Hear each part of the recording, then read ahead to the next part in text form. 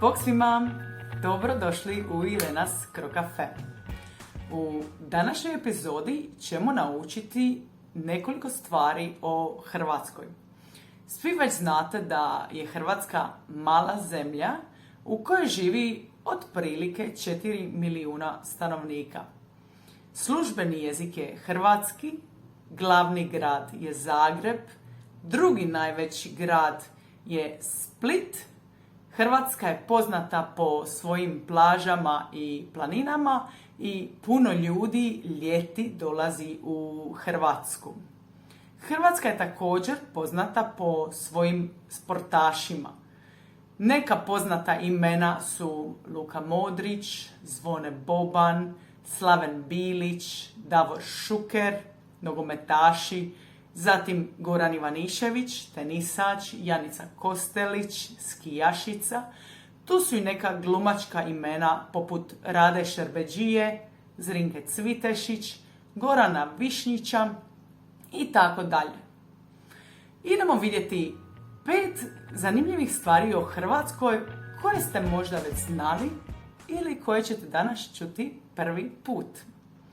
Pa krenimo s brojem 1. Jeste li znali da u Hrvatskoj ima oko 1200 otoka i otočića? Najveći otok je otok Krk, drugi najveći otok je otok Brač, a najmanji otok se nalazi u Zadarskom kanalu. Dužina obale je samo 2,40 km i na otok vozi trajekt 4 puta dnevno i na otoku nema ambulante, nema ljekarne i nema pošte. Znate li možda o kojem otoku se radi? Riječ je o otoku Ošljaku.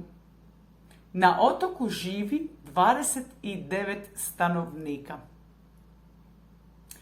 Broj 2. Ako ste ljubitelj pasa, onda već sigurno znate za poznatu pasminu Dalmatiner. Jeste li znali da ta pasmina dolazi iz Hrvatske? Znate li možda iz kojeg dijela Hrvatske?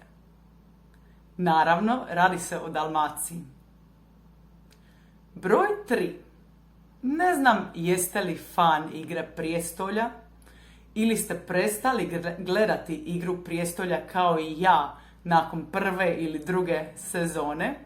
U svakom slučaju, puno ljudi dolazi u Hrvatsku kako bi posjetili lokacije gdje je snimana Igra prijestolja, Game of Thrones. Neke od lokacija su Dubrovnik, Split, Kaštela, Trogir i tako dalje. Broj 4. Jeste li znali da je kravata hrvatski izum? Tako je. Riječ kravata prvi put se pojavila u 17. stoljeću. Hrvati su vezivali taj rupac oko svojih vratova na zanimljiv način i to se svidjelo probirljivim Parižanima, te su odlučili i oni koristiti taj modni ukras.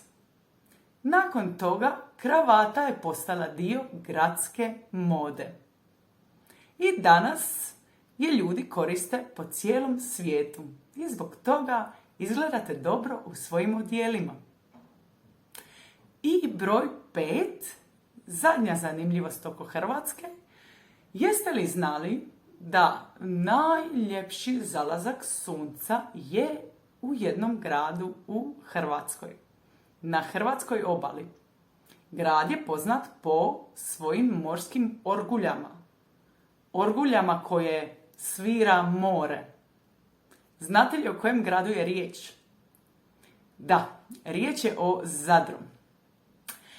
Alfred Hitchcock je rekao da, po njegovom mišljenju, Zadar ima najljepši zalazak sunca na svijetu. Dragi svi, nadam se da ste naučili nešto novo. Ako biste voljeli vidjeti više ovakvih videa, komentirajte u opisu videa, komentirajte ispod videa i vidimo se drugi put. Hvala vam svima na gledanju. Ćao!